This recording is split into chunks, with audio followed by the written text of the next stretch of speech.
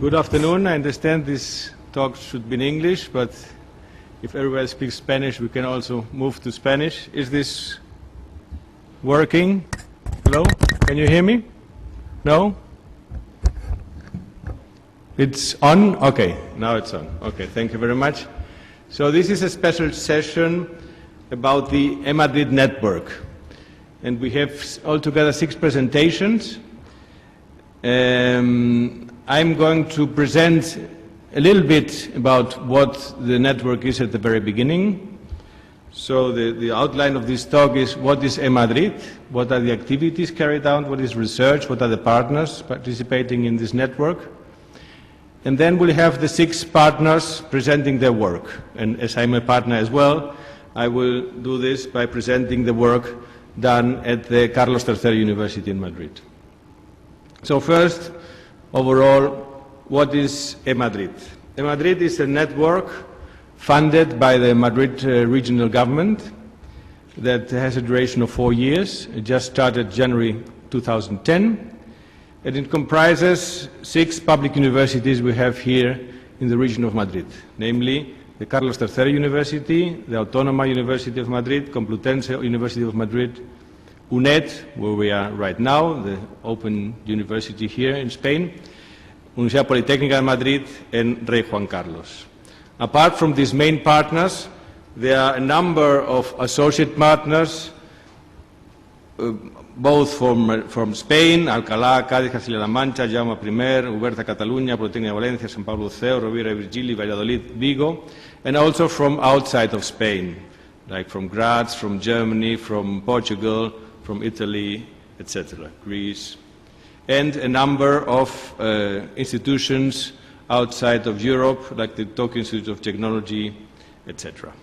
Then there are also some associations participating as associated partners, like INOR, which is the Spanish standardization organization, and a number of technological platforms like TEL Spain, INES, NM, and then some the IEEE Education Society, both with its Spanish and the Portuguese chapter, is supporting this. So these are the people involved. What is this network about? What are we doing?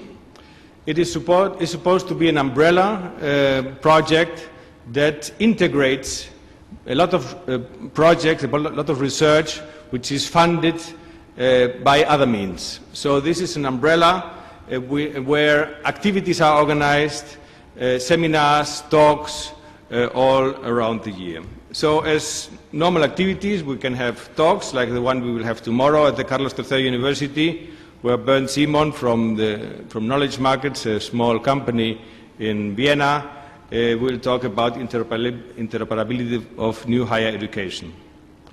Then we will have yearly workshops, and the first will be next June, where we have a 2-day workshop presenting some of the research. And thirdly, there are monthly seminars. Every month we organize a seminar, and we have had, starting February, now, 2 seminars already. In February we had a seminar about e-learning and games. In March we had the seminar about 3D learning. And this Friday we will have a seminar about open educational content. The seminars are typically contain presentations of the partners and also of some outside partners, like the Open Courseware Consortium next Friday, or small companies, SMEs like CEPAL and Simumac, which are here in Madrid. So this is the activities we realize, we carry out. The object of study is e-learning in general, and we have organized this general topic into 10 different lines or strands of research, which are education modeling, including such things as collaboration in virtual communities, education methodologies based on ICT, standardization of tools. Standards are also important, although sometimes a bit boring, but they are necessary for guaranteeing the interoperability of tools, platforms and tools for e-learning, adaptation, adaptability and accessibility, 3D learning, very popular, a lot of promise there, immersing 3D learning, edutainment and games, and simulations in virtual learning environments, mobile learning, learning by use of mobile devices, of ubiquitous devices. Then the impact of new web technology like Web 2.0 and 3.0 into learning, and the new problems that arise with everybody, not only the experts, everybody authoring content. How can content be authored by students, by professors in an agile way? And finally, also a focus topic on free and open software. So these are the 10 topics which have been defined by the partners and will organize with the research carrying out. Here's again a graph with all the different topics in a graphical way. Okay, this is the overall presentation of the consortium, of this group, and now we will see the 6 presentations by all the partners. So I will now change from my role of coordinator of the network to the role of participant as partner in the network in the Carlos III University. So here we have a group, we call a group of telematic application services, which is carrying out a lot of different research projects, a lot of different research lines in the area of e-learning. Of the 10 lines I have mentioned before, I will just mention 8. Those in gray, we have work there, but I will concentrate on the other 8. So I will not talk in detail about 7 and 10. In 7, because we don't do so much about edutainment, we will have another group, Complutense University of Madrid, presenting work there. And free and open software, all the software we do really is open source, but we have also another presentation from Rey Juan Carlos, who are the real experts in this area. So let me go through very fast, because the talk is supposed to be 10 minutes plus 5 minutes questions. Let me go through these 7 topics very fast. What are the challenges, what are the work we're carrying out, and what are the projects we are involved in these different topics. One is educational modeling, how to model the flow of learning. Typically, IMSLD is one of the languages which has been defined now, I think already 10 years ago, for defining scripts, learning scripts, how to structure the learning in one particular course, one particular model. What we have been seeing is that IMSLD is too strict. You have 2 times. You have definition time, and then you have execution or teaching time. And sometimes when you are teaching, you want to change something, you want to adapt something, as you do in normal classes. Okay, I will not explain this slide, I will change and do some other. So IMSLD is too rigid for making on-the-fly changes. And what we're researching is how to achieve a greater flexibility, how to allow changes on the fly at teaching time, and how to integrate services which are provided by some other service. On a second topic, educational methodologies, maybe I can report here, and we have also some of my colleagues at the end of the hall who can talk about this in more detail. We are doing work in peer reviewing and how to achieve adaptive peer reviewing in order to involve the student in the learning process by reviewing their colleagues' work, and in this way, by learning from the errors of others, to improve his or her own knowledge of one particular topic. Let me talk now very briefly about the third issue, standards. This is a more tool-oriented problem, but it's definitely of vital importance if we want to have tools to interoperate, to talk to one another. But what makes a good standard? In occasions, there are too many standards, and if there are too many standards for one particular issue, you lose the power of standardization again. As Andrew Tannenbaum said, the nice thing about standards is that there are so many of them to choose from, but then you lose again the power of standards. So how to achieve a greater adoption standards. How to really, if a standard is defined, how can it be used by the tool vendors, by everybody? So this is a question which we are researching now in a project called iCopper, which is a European project with 32 partners and headed by the Wirtschaftsuniversität Wien in Austria, where in particular what we're doing there is tackling the issue of assessment, of evaluation of the knowledge of the student. We are studying there what are the right concepts when talking about assessment, how can these right concepts be put into work in real standards that can be used. Is it better to structure into small languages, small standards that are used, can be used separately, or is it better to have a huge standard that maybe nobody will adopt? So these are the questions which are tackled there in this iCopper project.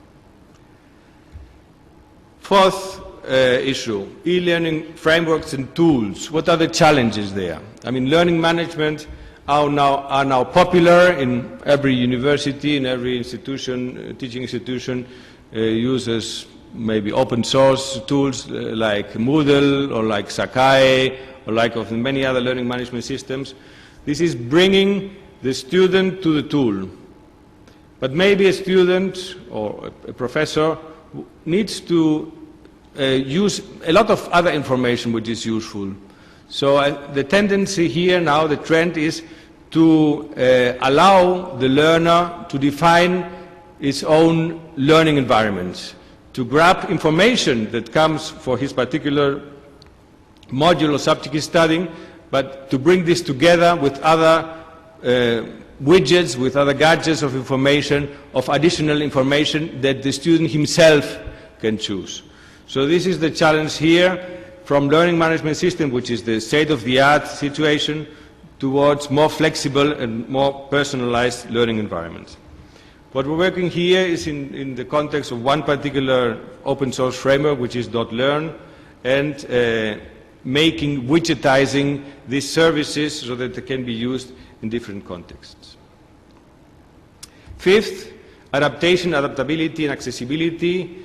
Should the person adapt to the tool or the tool to the person? And there are several related concepts. Adaptation, adaptability, accessibility. There's on the one hand what the student chooses in terms of fonts, in terms of colors, in terms of arrangement of the different widgets. And the other thing is the adaptation of the learning to the student's advance. So depending on the results of the assessments, he might receive some content or some other content. So this is a different kind of adaptability, but which is also important. And the third issue is accessibility in order to allow maximum understanding and visualization of the content. Here we're working together with some other partners, with Complutense in Madrid and the Spanish company Atos in a Spanish project where the idea is to use these concepts and try them out in different platforms like Moodle, like .learn and LAMPS. Sixth topic, which we are also very heavy working on, is move away from the flat learning, from the flat forms, towards a third dimension. We have, platforms like Second Life, like many other 3D platforms that are becoming more and more popular because the tools are ready, computationally are more ready to allow in the PC, in the Mac, in the personal computer to have 3D environments running. So what are the challenges there? How to integrate the classic flat 2D learning management with 3D environments? How can the virtual space immersion help to achieve a better learning? How to integrate the reality, the 3D space, the physical space with the virtual space, to have cross-reality, to have augmented reality, and how can it help for learning? In the environment you can have avatars, which are the representations of students, of teachers, in essence of persons, but you can have also virtual avatars called typically NPCs, non-player characters. So these are programmed figures that react in a programmed way. How can you mixing these two kinds of characters, the real person reflection of characters with the other programmed, how can you achieve a better learning? I have here two figures, one of, this is from MIT, where 3D world, the real world, is combined with virtual avatars, and this is another one from the army, where you can, with an iPod, you can look at the reality and have superimposed information, in this case maybe to fix an engine. So we're working here in the project España Virtual, which is a Spanish project with Demo Space and some other partners in Spain. We are doing experiences. These two images are some images from this experiment we're doing. And in particular, how can assessment, how can the scripting of the learning be, which is now more or less well known for learning management systems, how can this be transferred to the 3D world? Two more, and then I'm done, and I have to hurry up a little bit. M-learning, use of mobile devices, which are more and more powerful every day, which are more capable in terms of transmission capabilities and computing capabilities, storing capabilities and interface capabilities, how they can be used for learning. There are technological challenges, how to improve these computational and network capabilities, etc. There are pedagogical challenges and how to support face-to-face activities or reinforce traditional learning or have mobile devices as a back channel for transferring information from the student to the teacher. How can the learning process be better controlled with mobile devices? How can it be used to reflect upon the learning, so metacognitive activities, etc. And they are also motivational, and we are basically executing work on this later line, how to use technology and mobile devices to enhance the motivation of students and therefore get a better process. Not just mobile devices, but also smart objects with RFIDs, tags that can help in the interaction of the student with the objects. So here we're working on a couple of projects, Solida, which is a Latin American project, and Learn3, which is a national project together with the Universidad Pompeu Fabra. This is an example of an experience done at this University Pompeu Fabra together with us in order to have newcomers, freshmen that are coming to the university to learn the environment. And we had RFIDs and NFC scattered around the campus, and they had to do some tasks in order to fulfill this introductory course.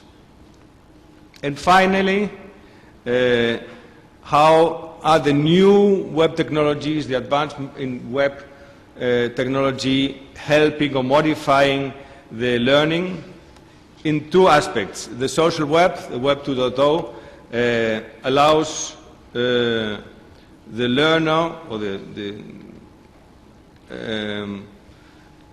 to participate in a different way in the learning process. The question is, how can classical pedagogies like constructivism, here we have the father of constructivism, how can Web 2.0 social web technologies match together with these already existing pedagogies, which in fact it does very well. So now the student is able to construct content. It's not just the expert that in the little room did all the content. Now everybody is creating content. The question is how to achieve that anyone, not just expert, can create rich, complex educational material. The approach to this has been to define a system which we called ADA, Agile Distributed Authoring, that allowed the collaborative, distributed creation of rich content using a number of techniques. There we use DocBook, we use GIT for collaborative edition, and this has been in fact used already in our classes with several hundreds of students and several dozen of teachers successfully. Then we have the Web 2.0 and Web 3.0, so the social web and the semantic web, how it can be used using semantic reasoning to help in bringing the right material to the student in any moment. So these are some of the activities also that has been carried out recently in PhD thesis, etc. So let me finalize, and I think I've taken more time than I should, concluding that e-learning is a very rich field of knowledge where many different new technologies can be tested and can be applied directly to get a lot of impact. And we have, as you have seen, several lines of work there that enrich and they have a synergistic impact. And since we are teaching ourselves that we are applying it directly to the findings and tools, we are applying them directly to our courses as well. Okay, with this I would like to finalize my talk. Maybe before handing over to the next speaker, if there's a fast question, otherwise we can take questions at the very end all together with all the 6 speakers. Okay, so I think we can continue. We have now the presentation by the Universidad Autónoma de Madrid. Oscar Martinez, if you want to come up and give your presentation. Thank you very much.